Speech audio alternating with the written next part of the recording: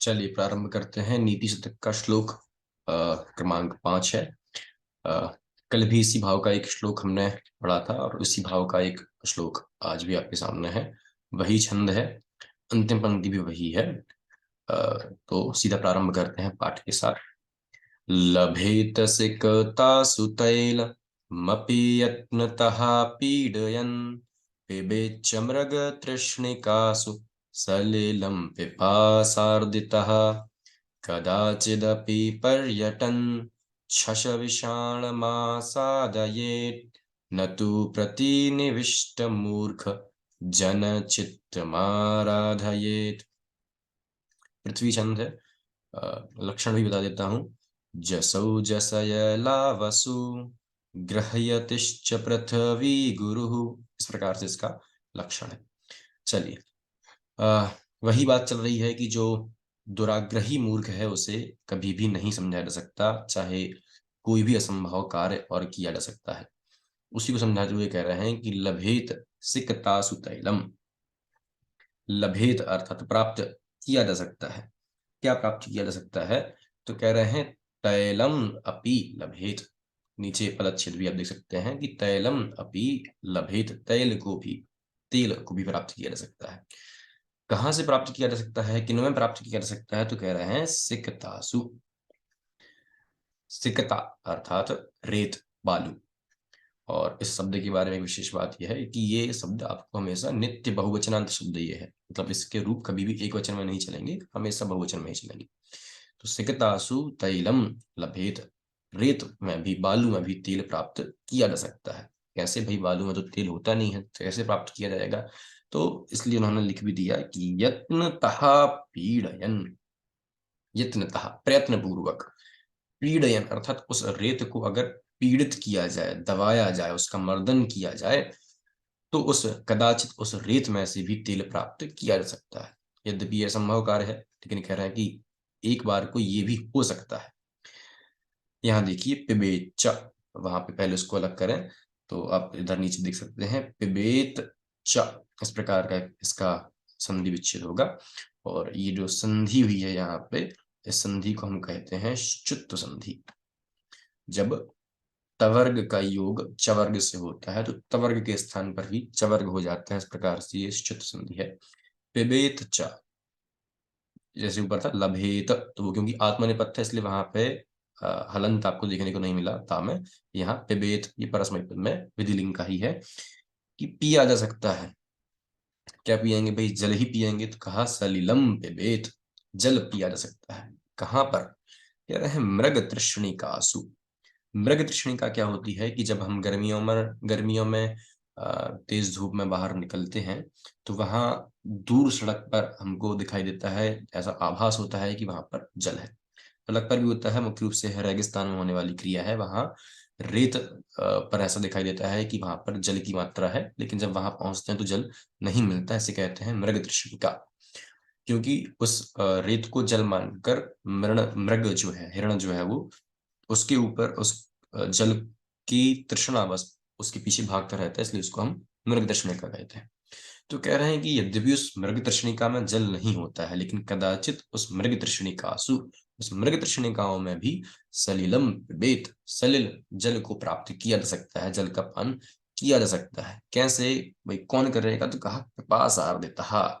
कौन व्यक्ति करेगा जल का पान? जो पिपासा से अर्दित हो, पीड़ित हो, जिसे अत्यंत पिपासा, पिपासा अर्थात प्यास, से बुभुक्षा अर्थात भूख, से पिपासा अर्थात प्यास जिसे लगी हुई हो, प्यास से जो पीड़ित हो, वो यत्नतः पीड़यन हम यहाँ भी देख सकते हैं कि यत्न पूर्वक अगर वो प्रयास करे तो मृग तृष्णिका में से भी जल प्राप्त किया जा सकता है, जल पी सकता है। दो असंभव बात बता दी। तीसरी बात कह रहे हैं कि कदाचित अपि, नीचे संधि देख सकते हैं कदाचित अपि, और यहाँ जो संधि हुई है उसे हम कहेंगे जस्त संधि। जब वर्ग के प्रथम, द्वितीय, तृतीय और चतुर्थ वर्णों के बाद कोई भी स्वर आए तो वहां पर प्रथम वर्ण के स्थान पर द्वितीय वर्ण, तो ता के स्थान पे द हुआ है कदाचित अपि। इसी प्रकार यहाँ भी संधि तोड़ना, पहले यहाँ निकलेगा पर्यटन, नीचे देख लीजिए पर्यटन शश विषाणम आसादयेत। अब यहाँ न और श के बीच में जो संधि हुई है, संधि का नाम है छत्व संधि। इसमें श के स्थान पे छ हुआ है और इस छ को निमित्त लेकर इस न के स्थान पर न्य हुआ है। तो इस प्रकार से दो संधि हैं, छत्त हुआ तो स के स्थान पे छ हुआ, और इसे हम कहेंगे कि पहले न के स्थान पर अनुस्वार और अनुस्वार के बाद फिर पर सवर्ण हुआ, तो पर सवर्ण संधि भी यहाँ पे न के बाद न्य हो गया। तो इस प्रकार से दो संधियां यहाँ पे हैं, पर्यटन शश विषाणम आसादयेत। क्या रहे, कदाचित कभी, पर्यटन घूमते हुए, क्षत्रिय प्रत्यांत शब्द है पर्यटन घूमते हुए, शश विषाणम, शश अर्थात खरगोश, तो खरगोश के विषाण अर्थात सींग, खरगोश के सींग भी आसादयेत अर्थात प्राप्त किए जा सकते हैं। वैसे खरगोश के सींग होते नहीं हैं, लेकिन कह रहे हैं कि कभी कदाचित घूमते घूमते आपको खरगोश के सींग भी प्राप्त हो सकते हैं। तो ये तीन असंभव सी लगने वाली बात है, असंभव सी लगने वाली क्या, असंभव ही बात है।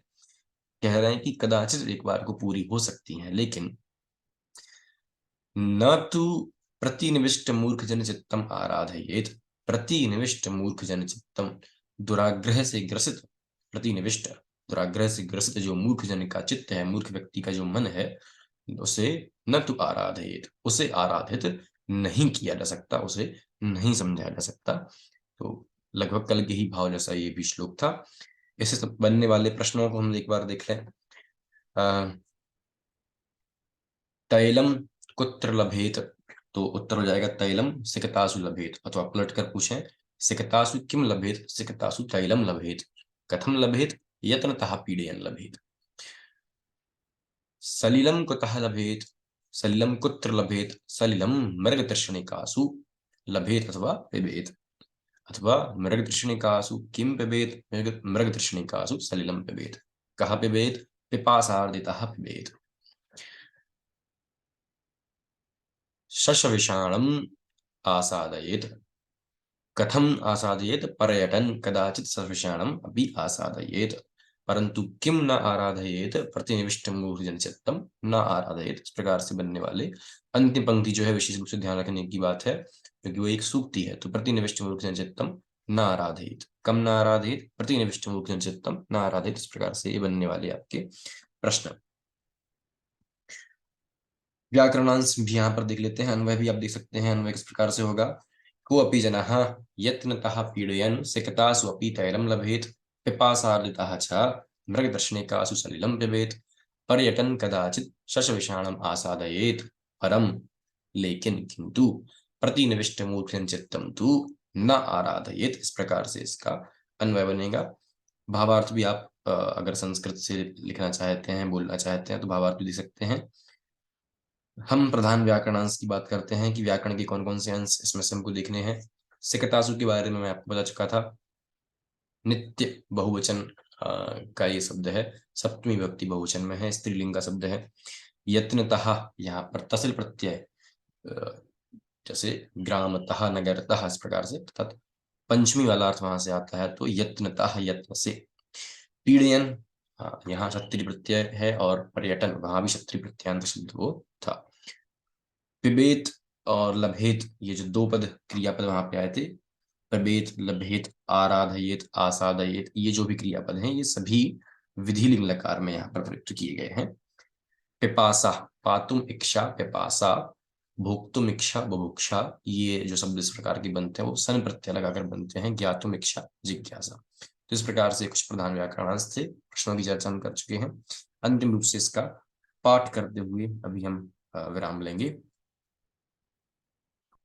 लभेत सिकतासु तैलमपि यत्नतः पीडयन्, पिबेच्च मृगतृष्णिकासु सलिलं पिपासार्दितः, कदाचिदपि पर्यटन् शशविषाणमासादयेत्, न तु प्रतिनिविष्टमूर्ख जनचित्तमाराधयेत्। पुनः मिलते हैं अगले पाठ में, तब तक के लिए भूयात् तावत् मंगलम्।